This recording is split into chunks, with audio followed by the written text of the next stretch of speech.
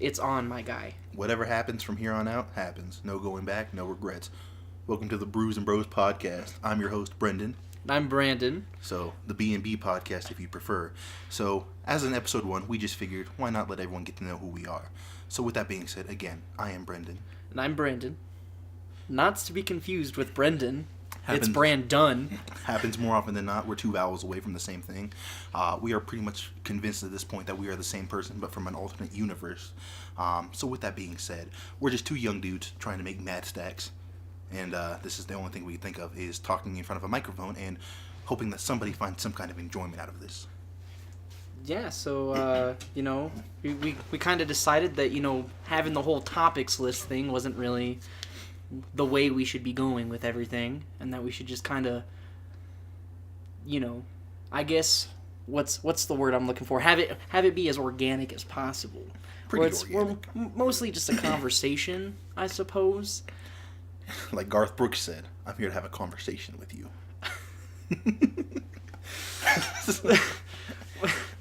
But I mean, see, because that's like for me, that's why I like podcasts so much, is because like there are the ones that do have the whole like topics of conversation where they'll just go line by line and kind of talk about certain things that they feel are interesting. But I think for me, some of the more interesting podcasts are definitely the ones that it's just a conversation between 1 to 4 people, because I feel like if it's anything more than 4 people, it gets kind of crazy, and you're like, I don't know if this is what I want to be doing with my life.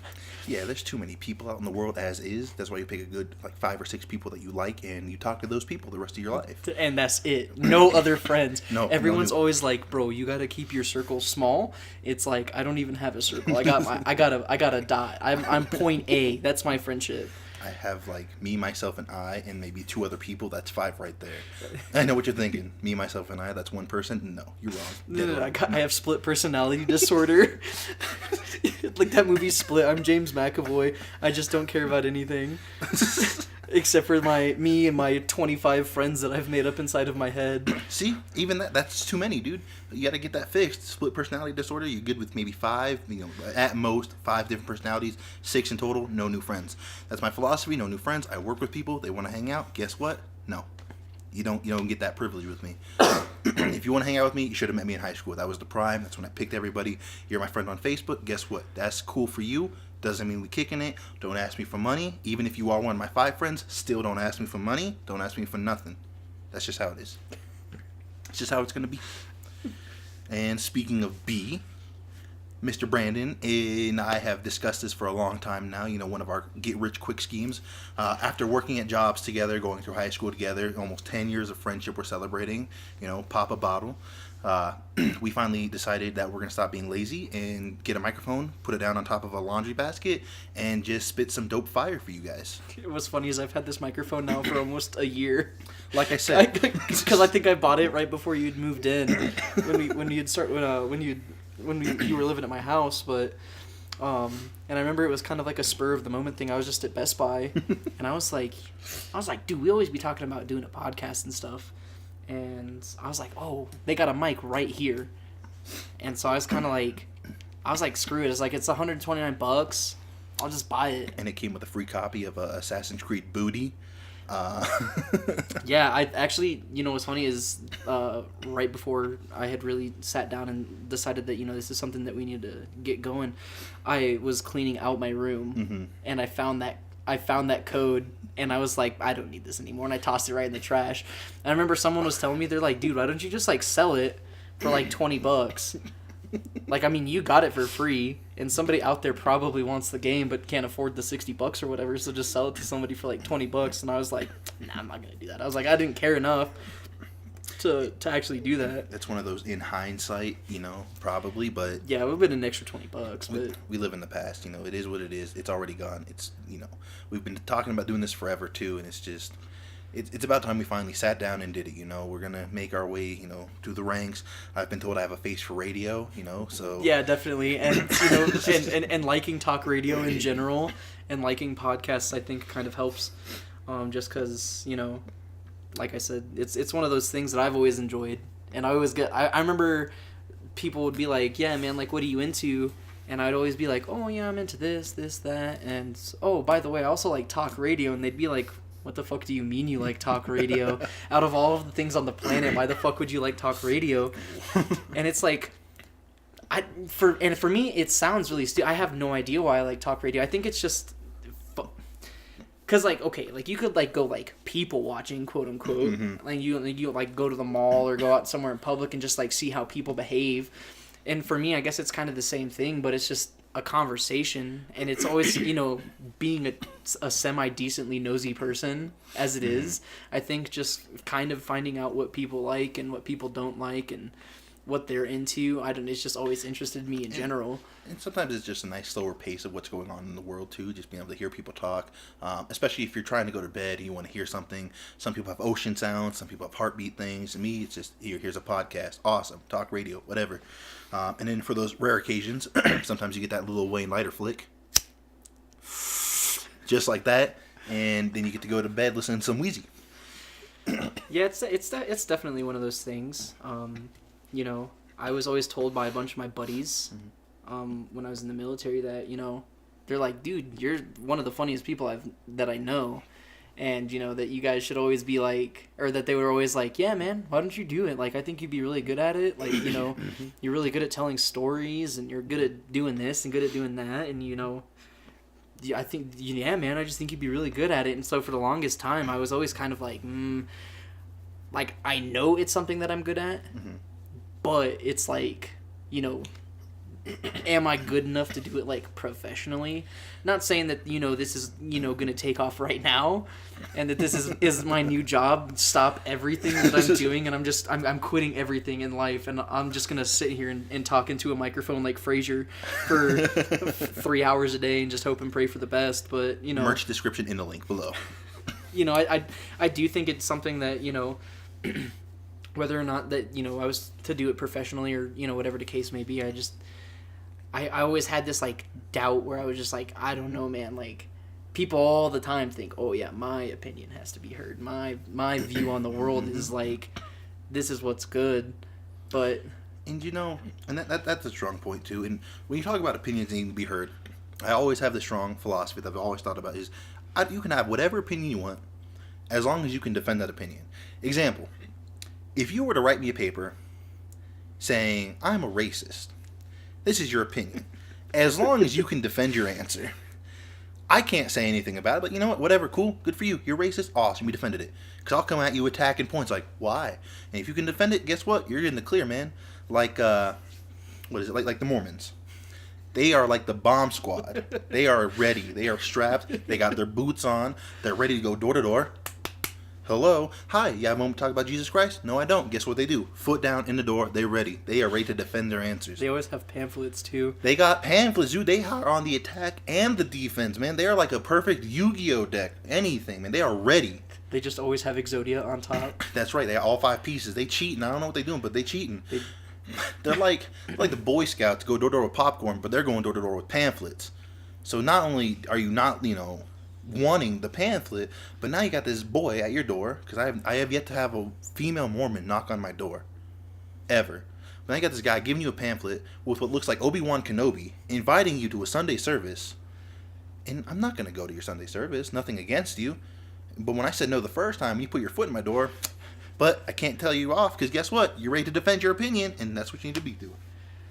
Yeah, for sure. I think that's something that is definitely, I guess, technically socially a matter at this point. In today's day and age, it's definitely harder to defend your opinions because, you know, people want everybody to do the right thing no matter where they're at. And, you know, I guess it really is one of those things where it's like, I feel like I should, like, yeah, I think inherently you have to defend your opinions because it's one of those things that makes you who you are.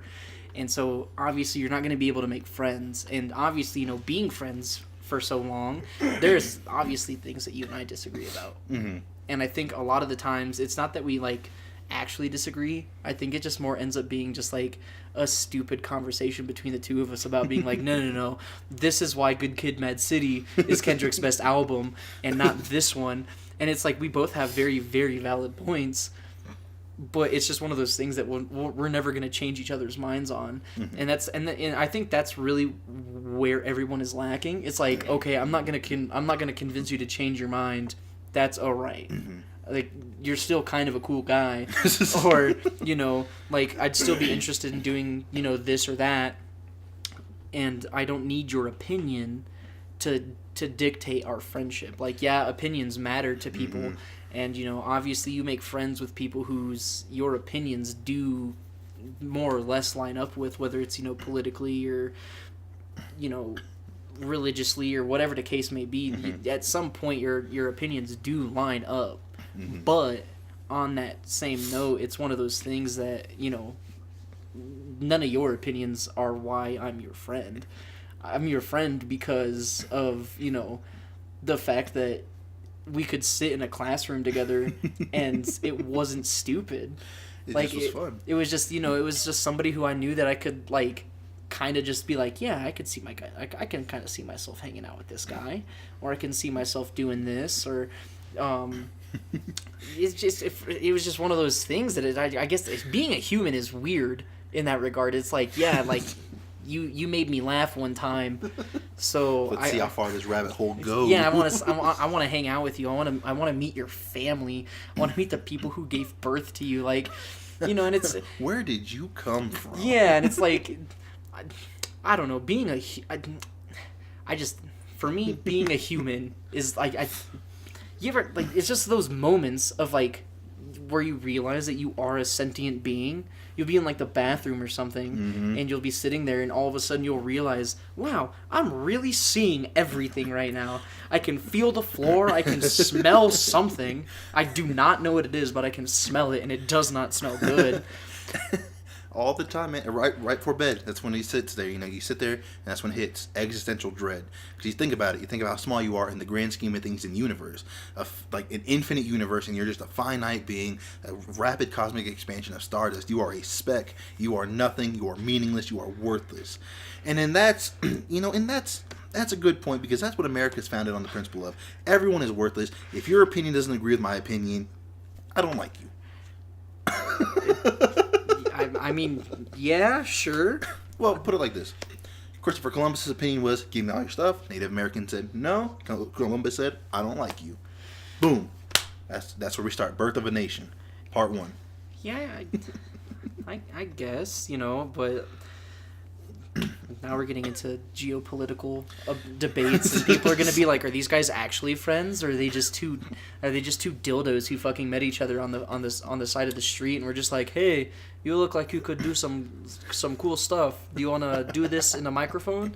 You know what I mean? But it's like, we might as well have met on the streets. Kind of. It was the streets of high school. The streets of a health class, watching Castaway. Yeah, and it's like, but that's what I mean. Is like, being a human. It's like, you know, you don't wake up one day and you don't, like, okay, some people do wake up sometimes, you know, certain days, and they're just like, you know what? I'm going to go out and I'm going to go talk to this guy at work because, you know, I saw something that he did something, or he said something that I said, oh, that might be interesting. But for the most part, you don't really make friends on purpose.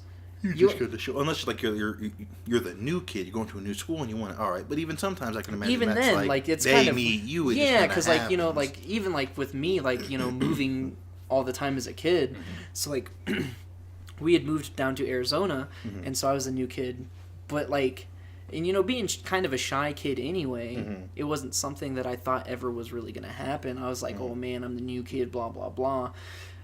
But even then, I went into class, and somehow, some way, I was able to talk to enough other humans and be like, yeah, you're cool. Let's go ride our bikes together after school. And I think, now that I think about it, when we first moved to Arizona, I think the reason that, or one of my really good friends that I had made when I was living there, the reason that I started being his friend is because I found out that we ended up living in the same apartment complex. I had gotten off the bus, and he was like leaving from somewhere, and I was like, oh hey, like I know you. and that's how him and I became friends, is we ended up, you know, riding the bus together and, you know, causing all kinds of havoc, some ruckus. Yeah, you know, just doing kid things. But like, I didn't, like, you know, like I said, it's not like I woke up on a Tuesday morning in 2003 and was like, I'm gonna make some friends today. And like you said, it does happen. Some people do that. Mm-hmm. But I think for the most part, it's one of those things. You just meet people and you determine like, I want to hang out with this person. And I like to think of myself as an extrovert, but I have my introverted tendencies. So shout out to people who wake up in the morning and say, I'm going to go make friends. Good for you. You be able to get out of bed, and that's the first thing you're thinking of. Because when I get out of bed, the last thing I want to do is talk to anybody. Yeah, and I think you mixed those up. I thought if you were introverted, you didn't want to talk to people. I thought extroverted people... Well, no, that's what I mean. So yeah, I am. I'm extroverted, but I'm also introverted at points because I don't like talking to anybody at certain points. But okay. I like to pride myself in being, I am extroverted once you get to know me kind of thing, Yeah, because I think now that I think about it, as hard as I tried to remember 10 years ago in high school when we actually did start talking, I remember it was over a Whitest Kids You Know skit, but I don't remember how it came up in a conversation. I don't remember if I overheard you or if you had overheard me, but... I just remember thinking, like, wait a second, you know that video too? That's fucking awesome. And I just thought it was the coolest thing in the world because I thought that video at the time was one of the funniest things that I had ever seen in my entire life. To this day, probably still one of my favorite videos of all time. But I watched it last night. You know what is scary to think about, though? The words you said 10 years ago. In high school. When it baffles me even more because it's gone by like it's nothing. 10 and like, years ago. Okay, so you think about it. This last week has been dragging on. Last Sunday, the Super Bowl seems like a year ago. Yep. But 10 years ago has gone by like that. Like, it's, for me, time is one of those things where, okay, obviously time is relative. But how is it that 7 days feels longer than 10 years? Dude, time is just one of those constructs. Like, sometimes 2 hours of sleep feels like you've slept forever. 8 hours of sleep, you wake up, you feel like you didn't get anything. You just figure out like that. I don't even know. Time is just... See, this is it. This is that rapid cosmic expansion of the universe, and you are a speck and you don't matter. That's what this is. And what's funny is it's like, in the grand scheme of things, no, neither of us matter. At the end of the day, we're going to die, our family is going to die, and our friends are going to die. And, And the sun's going to blow up. That's just... That's science. That's how it sounds really morbid when you put it like that. And, like, the people who are listening are probably going to be like, bro, what are these... Like, these dudes are crazy. But then they're going to start thinking about it, and they're going to be like, wow. And, okay... We're not saying that you yourself are meaningless. Obviously, you mean something to your friends, to your family, to, a significant other if you have one. Mm-hmm. Obviously, you mean something to them, and that's what matters in life. But in the grand scheme of things, the sun is going to blow up, and everything that you've ever built to create is going to be gone. Yeah, it doesn't matter if you're Bill Gates famous or whatever, or rich, or you and Elon Musk sent people to Jupiter. It doesn't matter. At the end of the day, it's gone. In 10,000 years, where's your legacy going to be? You don't know. No one knows. You die. That's just how it is. As morbid as it sounds. But, the good news is you get to enjoy your life with who you got in it, and make the most of it. It just makes it that much more precious what time you do have.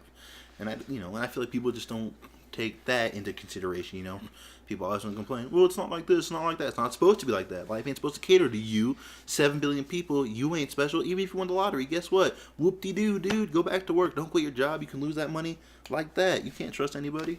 Yeah, I definitely think it's one of those things where it's just, I think people, like, they have all kinds of different philosophies, whether it's like, oh, you should live in the moment, or, stop living in the past. Obviously, do not live in the past. Disclaimer, do not live in the past. There is nothing good. Like, obviously, you have good memories, but the majority of 20-plus-year-olds out there do not have a plethora of good memories that they can look back on. And a lot of times, it's very dark and dank, and it's essentially living in a cave. Oh, man, I remember this one time I got the Sonic Ice Pop at the ice cream machine. And then I was bullied for the next 3 years. And it's like... They took the gumdrop eyes. Yeah, they beat me up and called me, they called me every name in the book at the time. But, so don't live in the past. Look back at the good memories, but don't live in the past. Nothing good can come from that. But with the same stroke, don't live... like in the future. Obviously set goals for yourself, set precedents for yourself, make sure that you want to be where you're at when you need to be there. But don't force things. Don't try to make things into something that they're not. And so I'm not saying that like living in the moment is bad, but I think I think the best way to live life for me personally is to have a balance between the three. I can look on my past and realize, okay, I can't do this anymore because of that. To learn from it. To learn, and then, live in the moment. Obviously, enjoy the day. Yep. As best as you possibly can. Obviously, everyone's going to have a bad day. It happens. There's nothing anyone can do about it. And I think that's another thing that people can't accept at large is, just having a good day. Because, it's like, okay, yeah, like I had 2 or 3 bad days in a row. Now my life is over. No, it's not. You just had a couple of bad days. Use those bad days as tools to kind of help make yourself better. And so kind of live in the moment, but not really. Don't make it like your life's mission to live in the moment and change things. But then again, don't live in the future either. But set goals, like I said. Plan too far ahead and then you get... Yeah, if you plan too far ahead, you start getting excited and... Then you let yourself down. You set yourself up for failure. Yeah, and it definitely is one of those things where it's not, it's not bad. There's nothing wrong with having a plan for your future, of course, not, but always be ready to, adapt and overcome. Yeah, you have to understand that, you're not everything is going to go the way you necessarily planned unless you're like a magician or something. Dude. Because I would say that magicians probably have it the best because like they know these tricks and they know that no matter how many birthday parties they do, every kid's gonna be amazed. They could, because if they're doing it for kids, they can mess up. Unlike someone that's like, I gotta saw this chicken high. Yeah, or like if you're like Chris Angel, and you're like mind free. Yeah, you're like a super magician. It's like. Now you like got more on the line. Like obviously, I don't know if Chris Angel as a kid woke up and was like, "Yeah, this is what I'm gonna do with my life." Obviously, that's what he did because obviously he became a super famous magician. But it's at some point he had to have thought to himself, I don't know if magic is the career that I want. Like I could imagine that conversation with his parents. Let's just say realistic. Hypothetically, let's just say that Chris Angel's parents were really super uptight people and they're like, you're gonna go to Harvard, and they like groomed him to be this like substantial, like this like super substantial human being. And then he like, and so he's like, yeah, he's like, hey, I saw this is high school Chris Angel, and he's like, yeah, I came home today and I was telling my parents about this club that they have at school called the Magic Club, and they do like card tricks, and they do like basic magic, and they like help you, like if it's just as like a hobby or whatever. And he's telling his dad about this, and his dad puts down his book, whatever book it was, probably like a law book or something, takes his glasses off, and has to down the rest of his scotch and be like, Chris, there is no way in hell that my son, the seed of my loins, is gonna become a magician. You know who does magic? The devil, Chris. What I'm thinking when you're talking about this whole thing is like, I just want High School Musical, but instead of Troy Bolton winning basketball, he wants to play Magic, and it's Chris Angel. Like Magic the Gathering, the card game, or like he's like doing magic tricks as in a musical. Magic tricks, but in the musical, he's like, "Come on, Magic team, we're all in this together." And his dad's like, "No, Chris, devote yourself to studies and sports." And he's like, "But Dad," but Dad, I don't want to do this. And he just levitates in the living room like, "Dad, you better stop that in here. Where are the wires? I'm getting your mother." Yeah, and it's it's just one of those things where it's just like, I think funny enough, I was listening to a Joe Rogan podcast. That's right, I plugged a far more popular podcast in our own podcast as a reference. But anyways, please don't sue us. And he was talking to Travis Barker, and Travis Barker was talking about how he wanted to just play the drums and be in a band, and that's all he wanted to do in life. And so they were talking about it, and they were just like, yeah, I think that people who aren't pushed in the direction that they want to be are the ones who end up living in the past and being like, oh, I could have done this or I could have done that. And he was like, because Travis Barker was talking about his high school guidance counselor, and he was like, yeah, well, like, that isn't feasible to like be a drummer and want to play in a band. And, it was actually one of Travis Barker's really good friends that was like, yeah, dude, screw it, just do it. And, I mean, look at Travis Barker now. He was, he's like one of the most prolific musicians out there, and all because one of his friends was like, dude, don't get some no-end, like, you know, dead-end job, and, you know, because you can get that at any time. You're young, you know, live out your dreams as best as you can, and then, you know, in a couple of years, if they're gone, don't, like, you know, you can get that dead-end job. It'll be okay. No one's going to judge you because at least you tried to, you know, get your life to where you wanted in the first place rather than trying to do something else. Yeah, follow your dreams, but stay realistic with it too. You know, make sure you have a backup plan, contingency, you know, in case something doesn't work out, because if you just devote yourself into that one life plan and it doesn't work out, then you're going to be depressed, you're going to be lonely, you're just going to hate everything. So rather than do that to yourself, be ready for it to fail, but be optimistic at the same time, if that makes any sense. It made a little bit of sense. I'm sure somebody out there is going to decipher it and be like, oh yeah, no, that's how, no, this is what they meant. And you know what? And you can send it to me, and if you're wrong, we're going to have a few choice words out in the parking lot of your picking, man. Walmart? Sure, that seems to be the go-to for just any hillbilly hick. You can't call all of them hillbillies. The majority of the 80% populi. All of the white folk who listen. That's right. Luke Bryan is not God. Florida Georgia Line is the greatest country band to ever exist, is what I've been told. For someone who doesn't listen to country, I don't know how I'm not true that is. I'm not gonna dispute those claims. Florida Georgia Line is not very good, but you know, even then, I think people, the way that they live their lives, it's on them.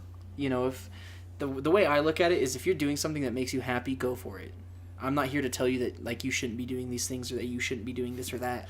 Unless it's something that harms somebody else, or is just plain terrible. I guess technically speaking, like, if you're pounding lines of coke every weekend, just stop doing that.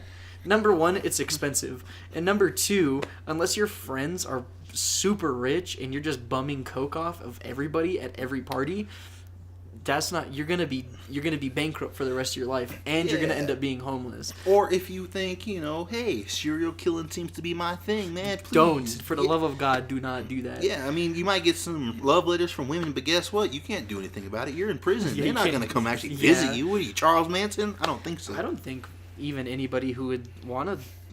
No, he had that one lady that always visited him, and they got married or whatever. But well, that's the thing. She was like part of their like gang, though. But he still had a honey. You know what I'm saying? Like So he's crazy. He's dead now. So woo, whatever.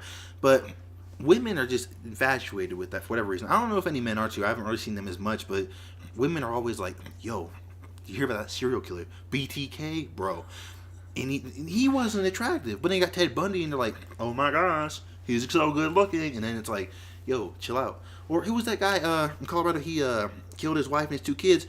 That dude's getting love letters from women because they're like, oh my gosh, you're so amazing. Like, y'all are crazy. Y'all need to chill out with that. And it's just going to go back to that. You know, if that's something that you want to do, please don't.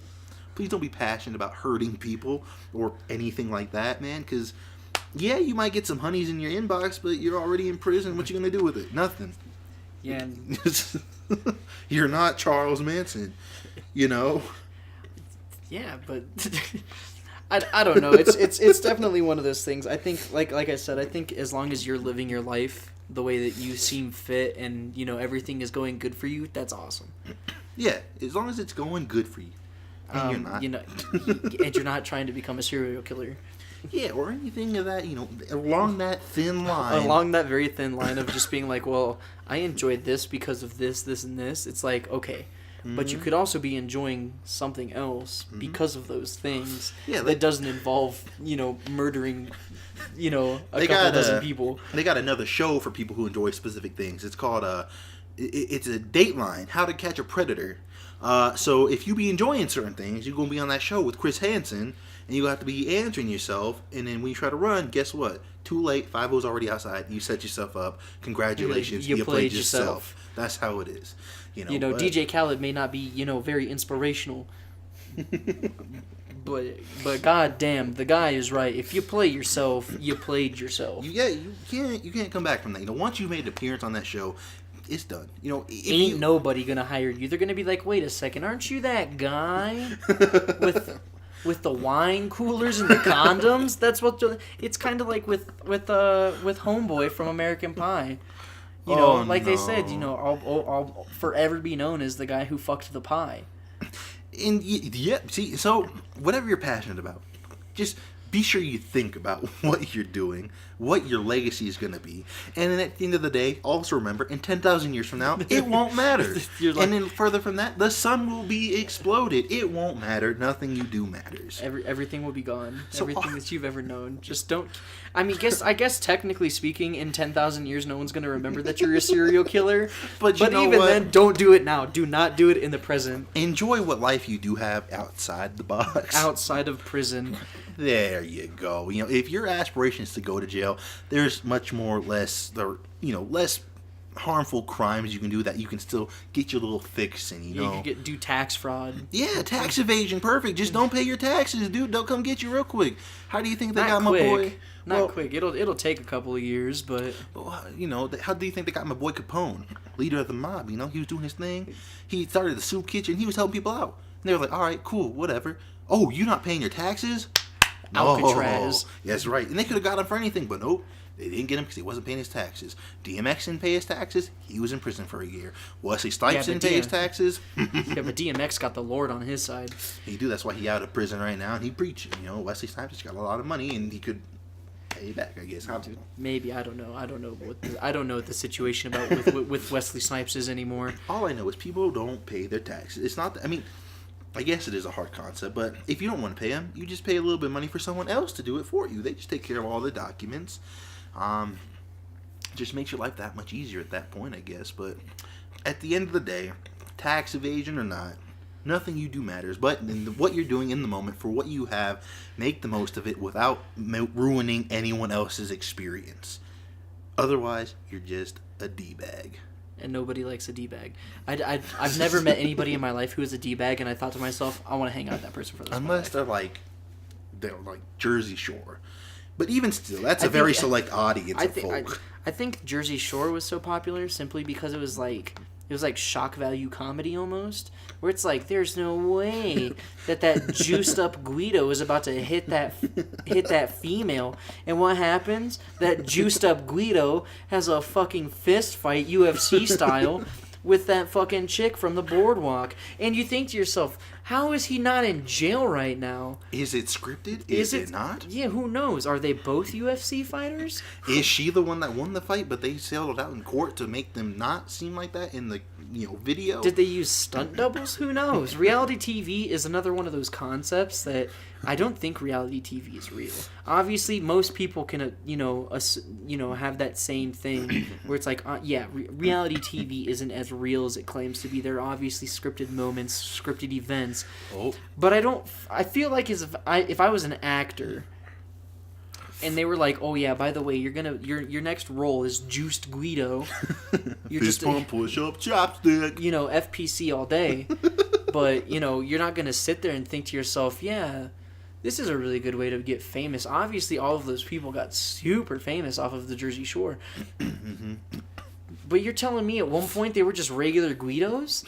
They were just out there with spray tans with all that money. Like, I don't know what they do. I mean, it could be, and it could be. That could be a section of Jersey that exists.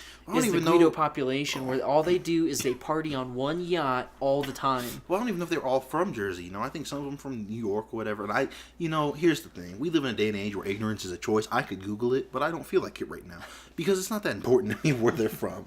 But I see what you're saying. They probably got cheap spray tans. Just inflation's different. Every state has a different price for everything. Doesn't matter. Like McDonald's example. Chain restaurants, you have the corporate ones, then you have the locally owned ones. Locally owned ones might have something a little bit different. And it's the franchises, that's what they're called. And you never know. It's just, and Jersey's probably just full of franchises to where they can get these, spray tans, orange skin. It's like different versions of Guido. Is that what you're saying? So there's like franchises of the Guidos? Yeah, because think about it. You got the sums that are like you got the really, really big guy, Ronald or whatever. Ronnie, that's his name, Ronnie. And he's just really juiced up. But then you got the peoples like the Vinny who got the shaved head and they just look nice. But then you got the main man, Pauly D's, and they got the gelled up hair and it just looks like a saucer. You know, it's all flat on top. Like I always thought that he looked like a makeup brush. Exactly. See, and so those are all three different people, but they're all Guidos, but they're different. And then you got Mike too, and Mike just got a big nose. I don't know. I don't know anything about Jersey Shore. I didn't watch Jersey Shore. My parents didn't allow me to watch MTV. I wasn't allowed to, so Mom, sorry. But I'd come home and they'd be on sometimes, and they had a marathon, and then they went to Italy, and I was like, And, I just thought it was the coolest thing ever. But looking back at it, it's pretty dumb. Yeah, I think most of the TV shows that are on MTV nowadays it's kind of like, I think MTV has become what G4 ended up being, where it ended up being just like a bunch of TV shows that most people probably would never watch, but they were like, oh, I just like this channel because I like this or that about the channel itself, but I have to watch. All that stuff was gone by that point. I have to watch 9 hours worth of cheaters and some cops, especially in G4's case, which was really sad because I remember when I first discovered G4, I was like, this is the coolest channel on the face of the planet. Yeah, dude, X-Play cheat, and not like cheaters cheat, but like game cheats, and then Attack of the Show was awesome. Attack of the Show and Code Monkeys was that little pixelated like animated show. Yeah, it was just cool stuff. I think it was a very, niche oriented channel that I think had just eventually lost their way. Because they branched out too much to be too different.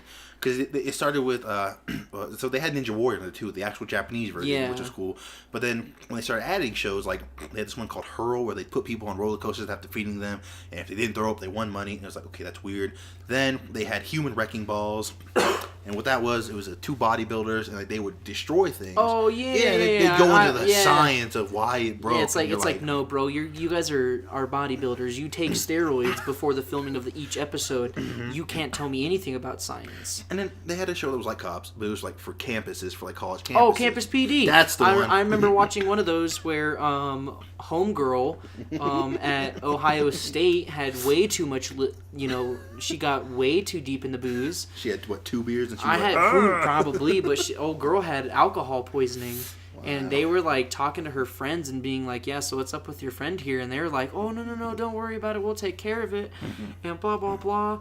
But then I think if I remember correctly, one of the friends was like, well, what sucks is she's underage. And they're like, oh, okay, now we got it. And she's like throwing up all over herself.